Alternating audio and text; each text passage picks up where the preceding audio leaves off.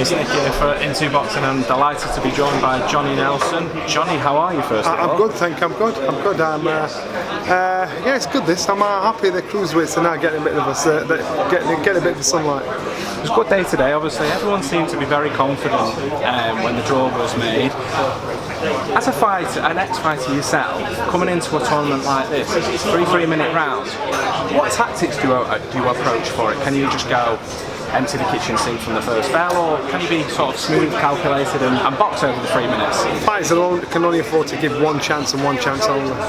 You know, so you can throw a shot. You can't think I'm going to set this up and set it up 3 rounds.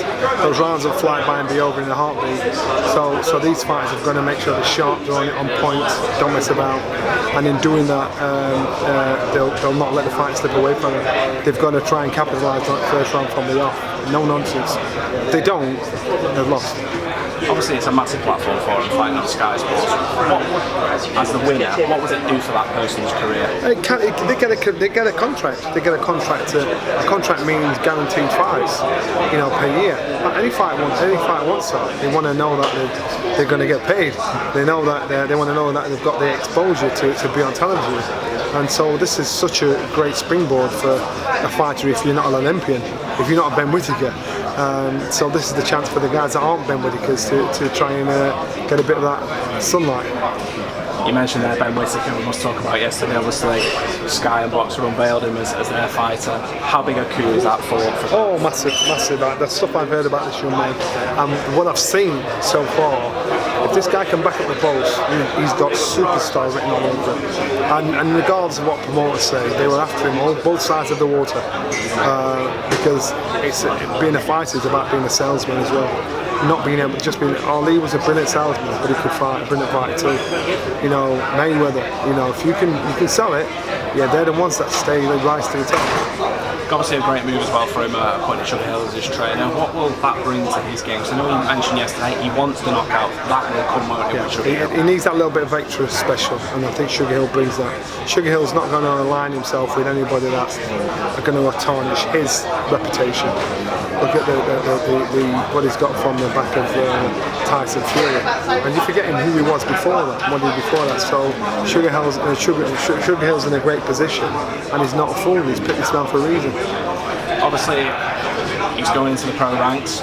What if you could give him one word of advice or one sentence of advice? What would that be? Enjoy the ride.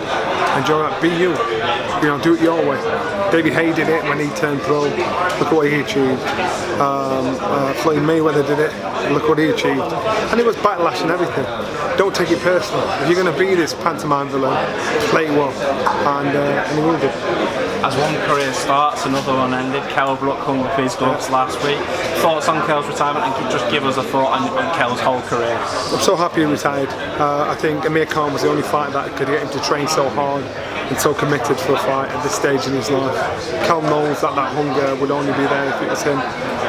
And so him saying he's retiring was the best move for him, because everybody will know the Conor Benns and the UN Juniors, but you've got to think to yourself, you know what, Kell on his day, as a young man would have walked through these guys, so now he's thinking, I'm doing it for the right reasons. So I'm so glad he did that. His career is mad, and people inside boxing, they know about the achievements of Kell Brook, they know about the achievements of Amir Khan. People outside of boxing, they will remember Kell Brook for beating Amir Khan, and for Amir Khan they remember him losing to Kell Brook, and unfortunately forget about the achievements both fighters have. I hope Amir Khan does the same, if I'm honest with you. It was just and make it be the end of a great era. What's your favourite Kell Brook fight or Kell Brook moment of his career? That one. That one's got to be that one, because there was so much at stake. And the atmosphere was mad. Even the walkout, that was my favourite fight. And he did everything expected of it. He did. We just get your thoughts. Flip back to weekend. Obviously, Canelo Alvarez lost to Dimitri Bivol. Thoughts on that fight? Was it a shock to you that Canelo lost? I was surprised. Bivol's a very good, outstanding champion, and Bivol proved he's a good big one. And a good big one will beat a good little one. that's it. Don't slag off Canelo Alvarez, because Canelo Alvarez is a don. He just bit off more than he could chew. He's going to lose to someone if he's going to step up in the weights. If you're going to fight the best in the world in bigger weight division, you're going to have serious fights. You know, if you get a soft touch of the weight, then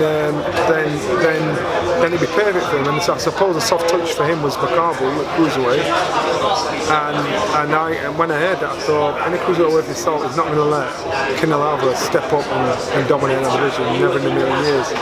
You know, against Bivol proved you can do that with Kovalev, but you can't do that stuff with me. Do you reckon that we'll see the rematch next? And Olibo said after the fight that there will be a rematch. Then they would talk about, let's go down to super middle and do the rematch for all the belts. Could we see that? I do think we'll see a rematch, and I do think that Canelo Alvarez will bring something else special like that. I thought after he fought Triple G the first time, how can he improve on that? He didn't know what to do. When he came back, he boxed brilliant. And so don't be surprised if he does that again with Bivol. And finally, obviously Adam Smith was ill, so I asked this question to him. Anthony Joshua, any news on TV platform that he's going to land on? Will he land on Sky Sports? Will it be the Zone? Obviously, I hope it's Sky Sports. And if I'm honest with you, you know, I talk about what we see. You know, that's business, people. That's business. That's not my business. I don't care. This is my business. But of course, I'd love Anthony Joshua's fight to be on Sky. Obviously, talking of the Alexander Usyk rematch, right thing for AJ to go straight back into the rematch, try and avenge the loss. He has to, and for the same reasons why he went straight back into the rematch against Ruiz, and everybody said don't do it. Can he pull it off? Can he win the rematch? It's a harder task, but it's not an impossible task. Super. Well, Johnny Nelson, thank you very much for giving Intu Boxing some of your time, and we'll hopefully catch up with you in the future. Thank you.